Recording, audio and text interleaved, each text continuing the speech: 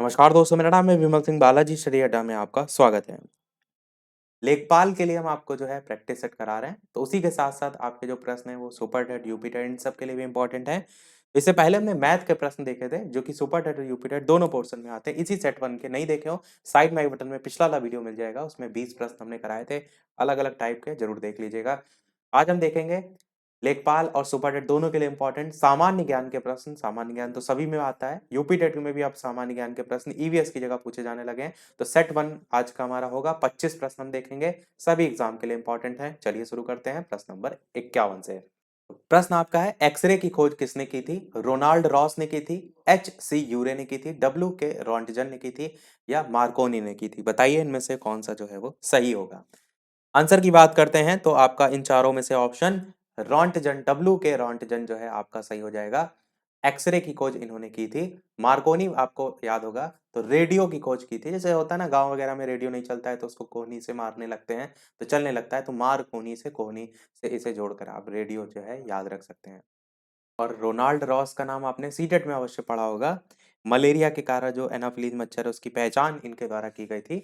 तो आपका ये सभी नाम आपको पता होना चाहिए। 52 प्रश्न है कि प्राचीन सिक्कों पर वीणा बजाते हुए दिखाया गया हिंदू राजा कौन था? विक्रमादित्य, समुद्रगुप्त, हर्षवर्धन, या चंद्रगुप्त मौर्य? तो बताइए कौन सा इनमें से सही होगा। प्राचीन सिक्कों पर वीणा बजाते हुए दिखाया गया हिंदू राजा कौन था? आंसर की बात करते हैं इन चार ऑप्शन में से, तो आपका ऑप्शन समुद्रगुप्त बिल्कुल सही होगा। समुद्रगुप्त के बारे में आपको ये पता होना चाहिए, गुप्त राजवंश के चौथे राजा थे और चंद्रगुप्त जो प्रथम थे उसके उनके उत्तराधिकारी थे, और पाटलिपुत्र इनके साम्राज्य की जो है वो राजधानी जो है वो हुआ करती थी। और समुद्रगुप्त का नाम जो है सम्राट अशोक के साथ भी जोड़ा जाता है, क्योंकि दोनों एक दूसरे से बिल्कुल भिन्न थे आप कह सकते हैं। और समुद्रगुप्त जो है उनको भारत का नेपोलियन की संज्ञा भी दी जाती है। 53 प्रश्न है कि किसने कहा था स्वराज्य मेरा जन्म सिद्ध अधिकार है और मैं इसे लेकर रहूंगा? मोहनदास करमचंद गांधी, बाल गंगाधर तिलक, जी के गोखले, या फिर भीमराव अंबेडकर? बताइए इनमें से कौन सा सही होगा। आंसर की बात करते हैं तो बाल गंगाधर तिलक जो है उन्हीं के द्वारा कहा गया था। अगला देखते हैं 54 प्रश्न कि चौरी चौरा कांड के बाद महात्मा गांधी जी ने स्थगित कर दिया था सविनय अवज्ञा आंदोलन, खिलाफत आंदोलन, असहयोग आंदोलन, या भारत छोड़ो आंदोलन? तो बताइए इनमें से कौन सा सही होगा। आंसर की बात करते हैं इन चार ऑप्शन में से, तो आपका ऑप्शन असहयोग आंदोलन आपका सही होगा। चौरा चौरी कांड से प्रभावित होकर महात्मा गांधी जो हैं इन्होंने असहयोग आंदोलन को स्थगित कर दिया था। आपको तारीख अवश्य पता होना चाहिए चौरी चौरा कांड की। ये जो है 4 फरवरी 2000 2000 नहीं 1922। ये 4 फरवरी की डेट कहीं कहीं 5 फरवरी भी देखने को मिलती है, तो बस 4 और 5 फरवरी अधिकतर देखने को मिलता है। बस आपको यही समय याद रखना है, 4 फरवरी या 5 फरवरी 1922 का समय। और इसी से प्रभावित होकर असहयोग आंदोलन को स्थगित महात्मा गांधी जी ने कर दिया था। 55 प्रश्न है, रक्त के ए बी वर्ग वाला व्यक्ति ऐसे व्यक्ति को रक्तदान कर सकता है जिसके रक्त का वर्ग जो है वो ए हो, बी हो, ए बी हो, या ओ हो? तो ए बी अगर ब्लड ग्रुप है तो वो किसको दे सकता है, किसको अपना ब्लड दे सकता है?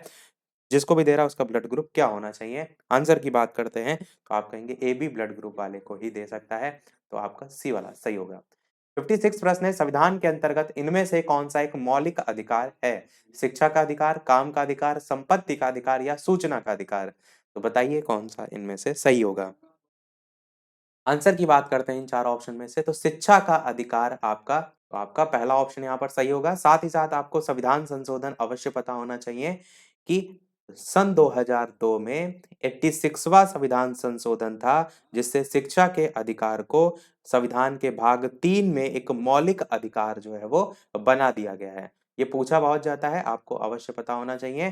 सन 2002 86वां संविधान संशोधन भाग 3 के तहत मौलिक अधिकार बना दिया गया है, और इसे अनुच्छेद जो आपका 21A है इसके अंतर्गत शामिल किया गया है, जिसमें 6 से 14 वर्ष तक के बच्चों के लिए शिक्षा के अधिकार को एक मौलिक अधिकार बनाया गया है। तो किसमें आता है? अनुच्छेद 21A में जो है आपका आता है। अगला देखते हैं आपका 57 प्रश्न, जवाहर सुरंग किस राज्य में है? हिमाचल प्रदेश, जम्मू कश्मीर, उत्तराखंड, या गोवा? बताइए कौन सा सही होगा। आंसर की बात करते हैं इन चार ऑप्शन में से, तो आपका जम्मू कश्मीर जो है वो सही होगा। जवाहर सुरंग जम्मू कश्मीर में स्थित है, और जो फर्स्ट प्राइम मिनिस्टर थे आपके पंडित जवाहरलाल नेहरू, उन्हीं के नाम पर इसका नाम रखा गया था। और अगर ये आपसे पूछा जाए किस दर्रे से संबंधित है, तो बनिहाल दर्रे में जो है ये स्थित है। अगला देखते हैं आपका 58 प्रश्न। मंत्रिपरिषद से पद त्याग करने के लिए मंत्री किसे अपना पद त्याग संबोधित करता है? राष्ट्रपति को, उपराष्ट्रपति को, प्रधानमंत्री को, या फिर लोकसभा अध्यक्ष को? तो बताइए इनमें से कौन सा सही होगा। मंत्रिपरिषद से पद त्याग करने के लिए मंत्री किसे अपना पद त्याग संबोधित करता है? आंसर की बात करते हैं इन चार ऑप्शन में से, तो आपका राष्ट्रपति जो है वो बिल्कुल सही होगा। राष्ट्रपति को अपना पद त्याग जो है वो संबोधित करता है। अगला देखते हैं आपका प्रश्न 59। मेहरौली लौह स्तंभ जो है वो कहाँ स्थित है? ये वाला प्रश्न मैंने पिछले वाले वीडियो में पूछा भी था। जबलपुर, अमृतसर, उदयपुर या नई दिल्ली? बताइए कौन सा इनमें से सही होगा। मेहरौली लौह स्तंभ जो है वो कहाँ स्थित है? आंसर की बात करते हैं तो आपका जबलपुर में जो है स्थित है। पहला ही ऑप्शन यहाँ पर जो है वो बिल्कुल सही होगा। 60 प्रश्न आपका है, गोल क्रांति का संबंध किससे है? टमाटर उत्पादन, आलू उत्पादन, अंडा उत्पादन या सलजम उत्पादन? तो बताइए कौन सा सही होगा। आंसर की बात करते हैं तो आपका गोल क्रांति संबंधित होता है, गोल क्रांति आलू उत्पादन से। बी वाला ऑप्शन सही होगा। अंडे को समझ के यहाँ पर गलत मत कर दीजिएगा। 61 प्रश्न देखते हैं कि चंपारण सत्याग्रह के दौरान महात्मा गांधी जो हैं उनके साथ कौन शामिल थे? वल्लभ भाई पटेल व विनोबा भावे, जवाहरलाल नेहरू व राजेंद्र प्रसाद व अनुग्रह नारायण सिंह, महादेव देसाई व मणिबेन पटेल? बताइए इनमें से चंपारण सत्याग्रह के दौरान महात्मा गांधी के साथ कौन जो है वो शामिल थे? तो सबसे पहले आपको ये पता होना चाहिए कि चंपारण जो सत्याग्रह है वो आपका 1917 में हुआ था। किसान आंदोलन के रूप में 1917 में हुआ था। जो महात्मा गांधी जी थे इन्होंने दक्षिण अफ्रीका में सत्याग्रह और अहिंसा अपनाया था, आप कह सकते हैं। और यहाँ पर जो प्रश्न में पूछा गया है वो आपका सी वाला होगा, आचार्य राजेंद्र प्रसाद और अनुग्रह नारायण सिंह, और एक और नाम आप याद रख सकते हैं, श्री कृष्ण सिंह।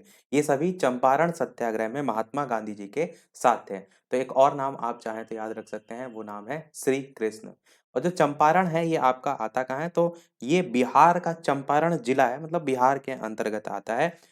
इसके अलावा आपको ये भी पता होना चाहिए, चंपारण जो सत्याग्रह है वो महात्मा गांधी जी के नेतृत्व में किया गया पहला सत्याग्रह था। और क्या था चंपारण सत्याग्रह, इसको थोड़ा सा शॉर्ट में कहानी के माध्यम से समझिए कि उस समय का जो समय था, उस समय नील की खेती जो है उसको किसानों के लिए, जो अंग्रेज थे, अंग्रेज बागान मालिक थे, उन्होंने अनिवार्य कर दिया था और कहा था कि लगभग 3/20वां हिस्सा है जो किसान का खेत है उस पर उनको नील की खेती करना जरूरी है। तो स्टार्टिंग में तो सबको ठीक चल रहा था, फिर जैसे जैसे समय बीता तो रासायनिक जो रंग होते हैं उनकी खोज हो गई। तो नील की खेती तो प्राकृतिक रूप से आप उगा रहे हैं, पर जब रासायनिक रंगों की खोज हो गई तो कहीं ना कहीं नील की जो मांग है वो घट जाती है। तो वही हुआ वहां पर कि नील की मांग जो है वो घटने लगी। और जो बागान मालिक थे उन्होंने तो अपनी जो दर थी उसको धीरे धीरे जो है कम करना शुरू कर दिया, जो फैक्ट्रियां उसमें उसको उगाना कम कर दिया, कारखाने बंद करने लगे।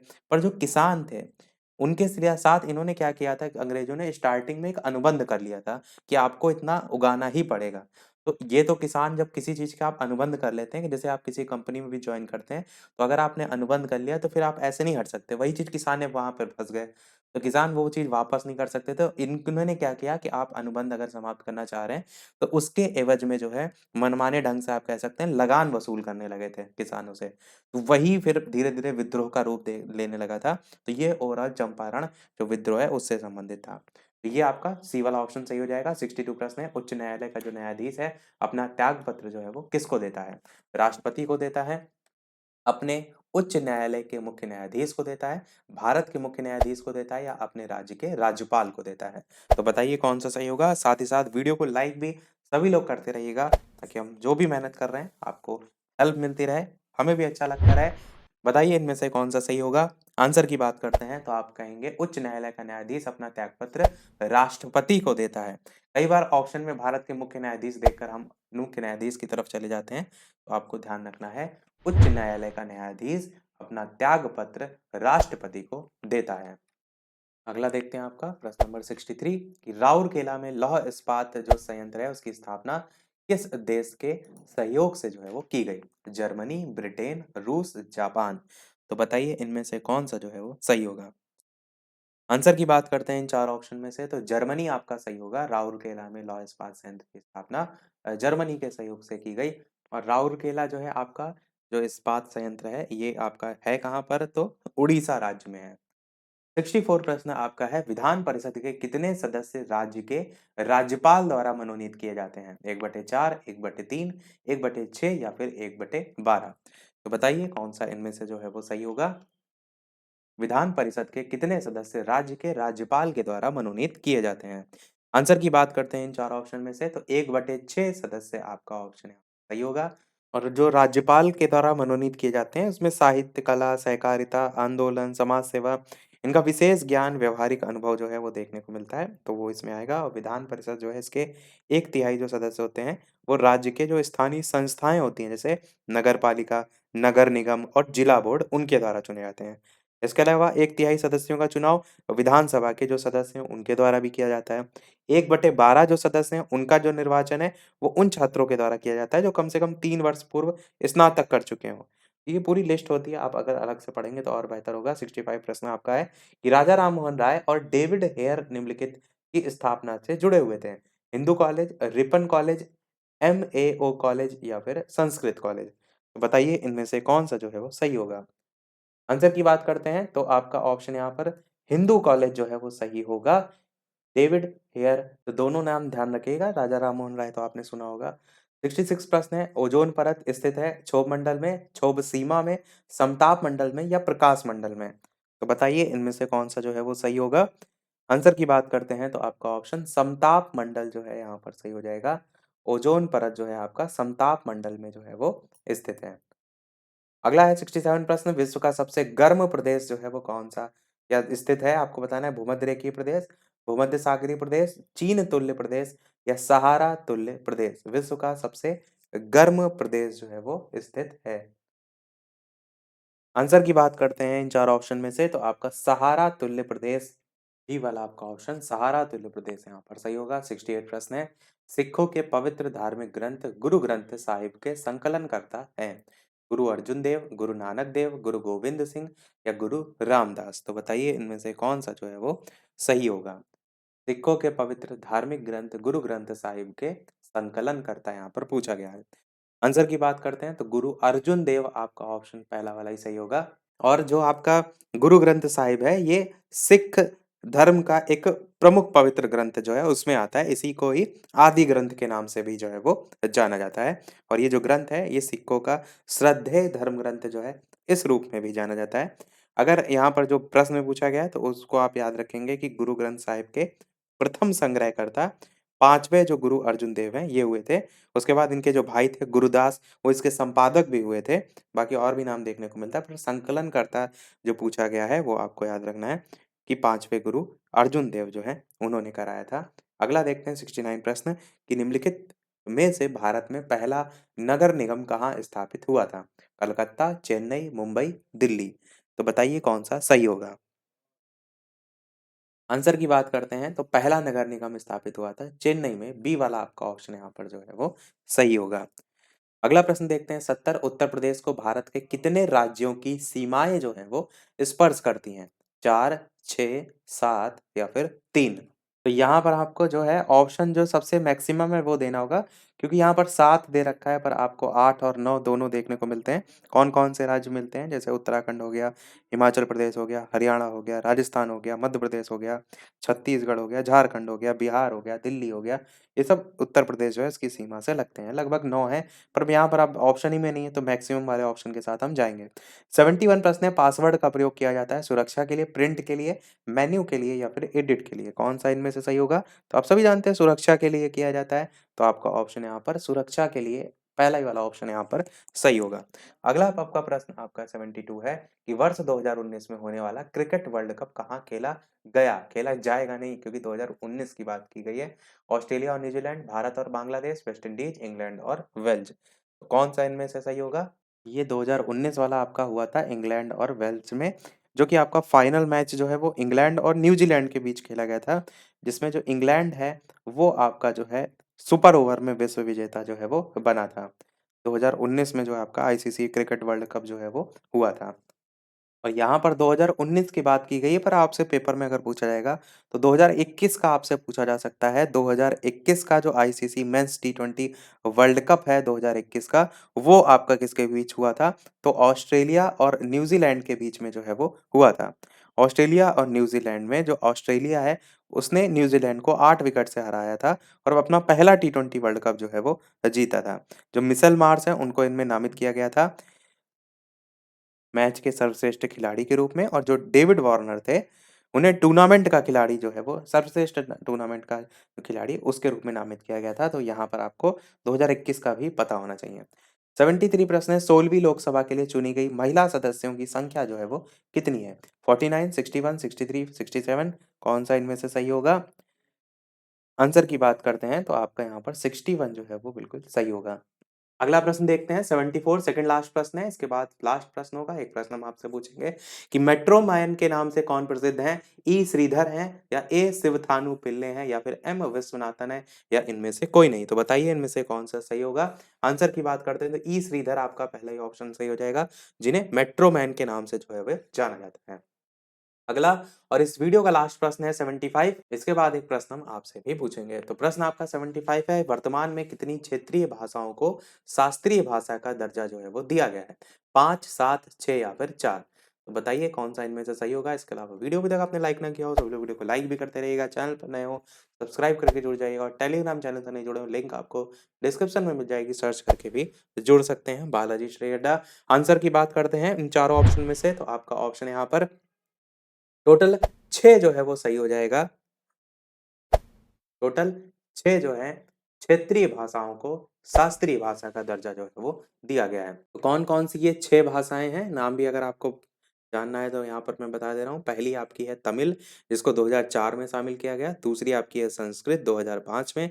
तीसरी है कन्नड़ 2008 में। चौथी है तेलुगु 2008 में। सातवीं है मलयालम, नहीं चौथी के बाद पाँचवीं आपकी जो है मलयालम, और छठी है आपकी उड़ीसा। जो मलयालम है उसे 2013 में और उड़ीसा को 2014 में शामिल किया गया है। तो वर्तमान में 6 भाषाओं को 2004 से 2014 तक शास्त्रीय भाषा का दर्जा प्रदान किया गया है। तो ध्यान रखिएगा, अच्छा प्रश्न है। तो सभी प्रश्न हुए हमारे समाप्त। अब एक प्रश्न आपके लिए भी, जैसा कि सभी वीडियो में हम आपसे एक ना एक प्रश्न पूछते हैं, तो इस वीडियो का आपके लिए प्रश्न है, जिसका आंसर वीडियो के मेन कमेंट में आपको टाइप करके बताना है कि राष्ट्रीय कृषि वानिकी अनुसंधान केंद्र कहाँ स्थित है? ए ऑप्शन है इंदौर, बी ऑप्शन है भोपाल, सी ऑप्शन है कानपुर, और डी ऑप्शन है झांसी। तो इन चारों में से कौन सा सही होगा? अपना आंसर वीडियो के मेन कमेंट में टाइप करके बताइएगा। लाइव टाइमिंग दो है, दोपहर के 3 बजे और शाम के 8 बजे, तो लाइव आकर भी वीडियो आप देख सकते हैं, प्रश्नों की प्रैक्टिस कर सकते हैं। तो आज की वीडियो में इतना ही रखते हैं, मिलते हैं अगले वीडियो में कुछ नए प्रश्नों के साथ, नए टॉपिक के साथ। तब तक के लिए नमस्कार, जय हिंद।